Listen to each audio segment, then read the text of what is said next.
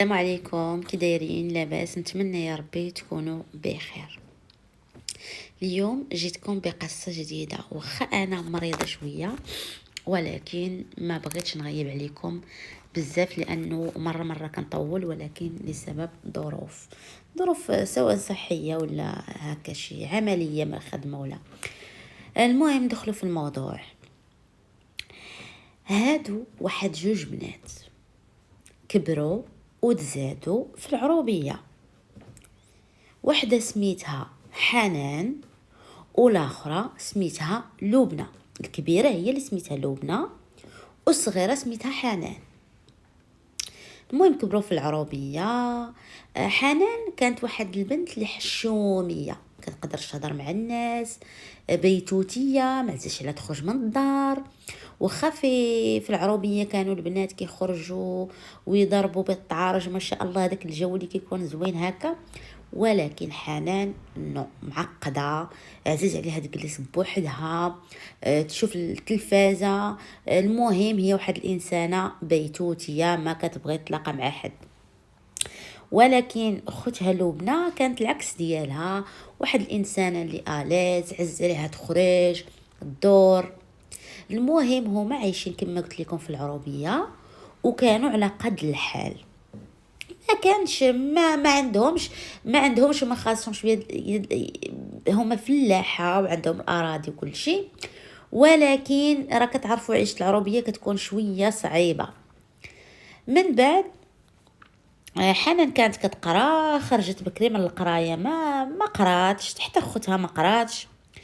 واحد النهار اختها غتقرر انها تمشي تقلب على راسها تمشي تخدم، وبالفعل هبطت لكازا وكتقلب هكا. المهم خدمات، من بعد بقات في كازا، بقات هكا شي عام ولا عامين. حنان هنا شافت راسها ما كتخدم، ما والو، جالسه في داك في العروبيه، ما كتخرج، ما كتلاقى مع ناس، يعني الروتين كدور فيه. فقررت انها تلتحق باخوتها وتنزل عندها الكازا. بالفعل هذاك الشيء اللي كان. من بعد من اللي جات بدات كتقلب تخدم هنا، تقلب من هنا ماشي بسهوله تلقى الخدمه. لقات الميناج واحد الديور هكا كتنطق مع واحد، المهم كتدير الميناج من دار لدار، كتخدم مع واحد الشركه. بالفعل خدمات وبواحد الاجر اللي هو كما حنا كنقولوا على قد الحال زهيد. ولكن اختها كانت ديما كتخرج بالليل، كتقول لها راه عندي الخدمه بالليل.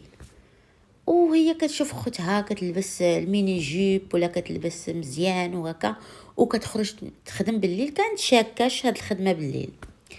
المهم واحد النهار حكرات على اختها، قالت لها اش كديري وهكا. قالت لها واش انت تصحبي كازا ساهله؟ راني قالت لها كنت بحالك وكنخدم في الميناج وهكا، مي دابا كندبر على بلايصات وهكا وكنخرج هنا، راكم فاهمين، كدير الدعاره. ايوا خوتي مي حنان بقات ما تسوقتش خوتها، بغات تاكلها بالحلال حنا كما كنقولوا. وواحد النهار غتعرف على واحد البزناس اللي كان كيبيع ويشري في هادشي ديال الحشيش وهكا. المهم كانت كتخرج معاه، كيمشيو ياكلوا يمشي يدوروا، ملي كتجي من الخدمه كتلقى معاه هكا. كانت الحياه عاديه.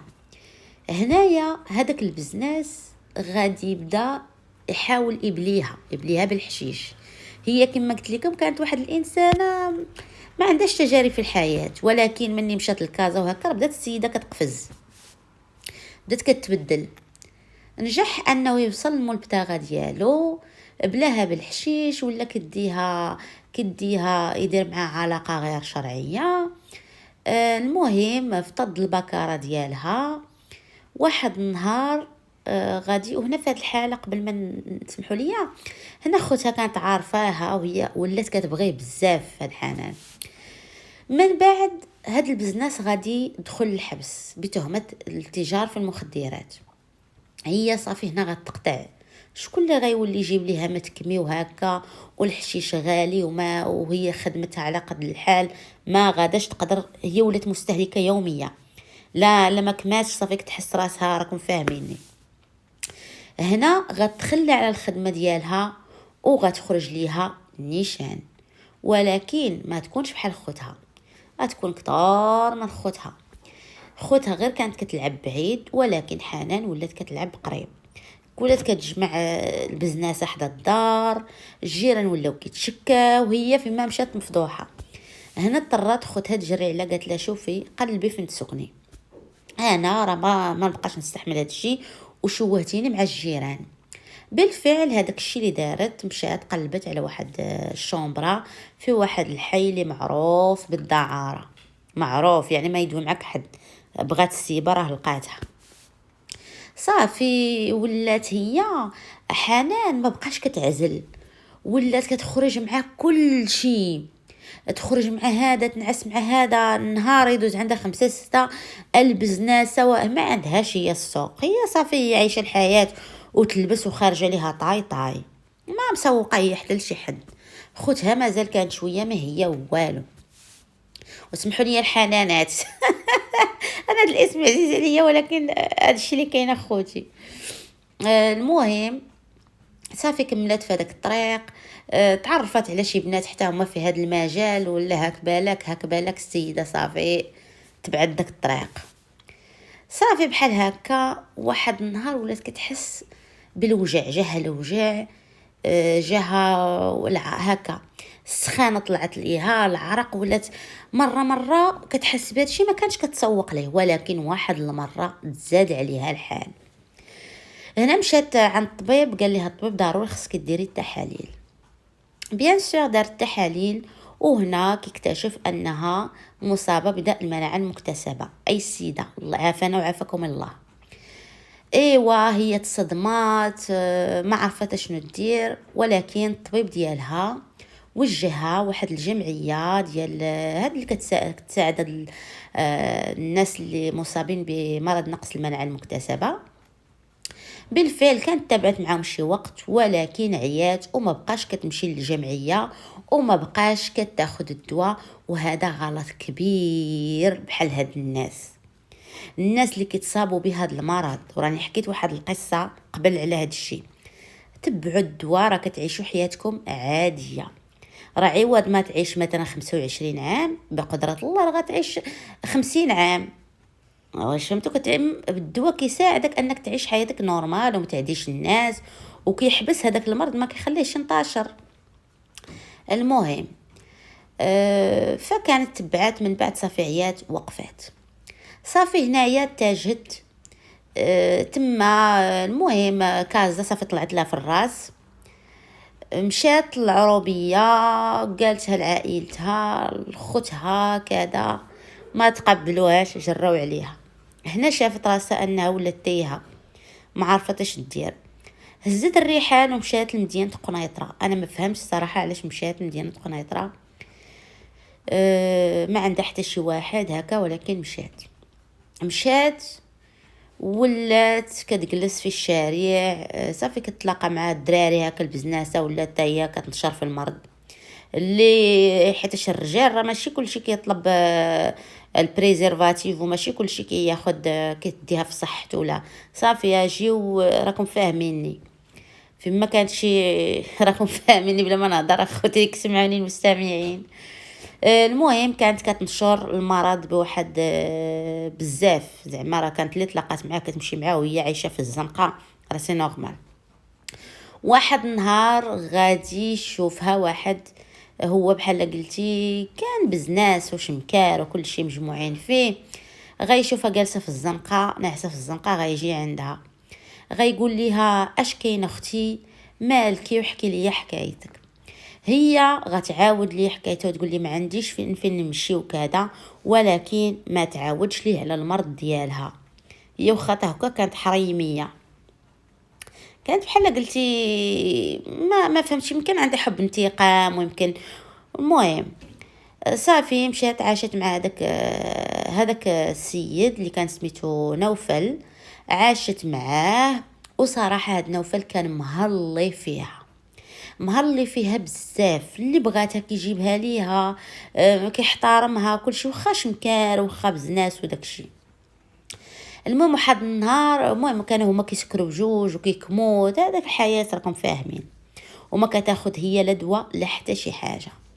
كملات في هذا الشيء ولات كتشرب هكا، بقات في داك الروتين ديالها. واحد النهار غادا تشرب هي ونوفل وصاحبه، غتمشي بحال هكا كتكون كتهضر معاه معاه هي سكرانه وهكا، غتقول ليه راه انا فيا السيده، انا عافانا وعافاكم الله. هنا ما غاديش يتقبل لك الشيء، غيديها للكوزينه وغيهز موس وغيذبحها من العنق حتى للعنق، من الطرف حتى للطرف، عافانا وعافاكم الله. كنرجع نقولها الف. من بعد من اللي ذبحها غيمشي غيكمل الليله ديالو كيشرب كيكمي عادي هو وصاحبه. من اللي غيسالي من الشراب وهكا غيمشي للكوزينه وغيزيد يبقى يطعن فيها يطعن فيها يطعن فيها.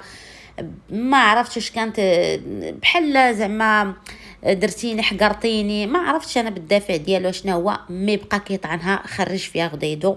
كيف ما حنا كنقولوا انهم كانوا سكرانين هو وصاحبه، خلوها حتى ديك 5 ديال الصباح، 4 5 ديال الصباح، وهزوها داروها في ميكا، هزوها هو وصاحبه ومغطوها بالميكات وهكا، وداو لاحوها في واحد البركاسه ديال الزبل اللي ما كانتش بعيده من الحي.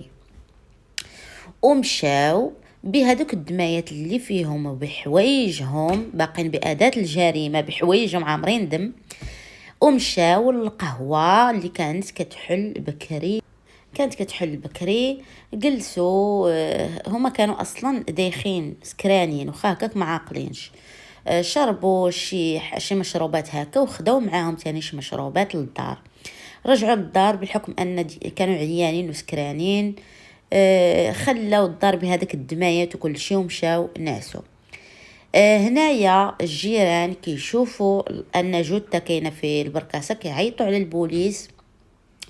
البوليس كيبدا يبحثوا في الشارع، كيبدا يقول ليه بصح راه سمعنا في دار نوفل البزناس، سمعنا البارح كان عنده الصداع.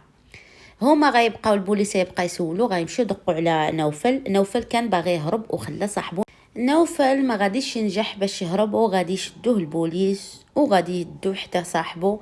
ومن اللي بيان سور من دخلوا الدار لقاو كل شيء كما هو، باقي الدم في الكوزينه، داك الاداه الجريمه كل شيء باقي. بداو كيحققوا مع نوفل وصاحبه، في الاول نكروا ولكن كل شيء كان ضدهم، وكاين كل شيء ضدهم. فهنايا بعد ما دازوا المحاكمه وسرد ليهم القصة ودازوا المحاكمة، حكموا على نوفل بالمؤبد، يعني ما كانش الإفراج، وعلى صاحبه ب30 سنة نافذة. هذه هي النهاية ديال القصة ديالنا لليوم. كنقول لكم الحلال زوين والوقاية خير من العلاج. ما تنساوش ديروا لي لايك وديروا لي ابوني، والى قصة جديدة. بسلام عليكم.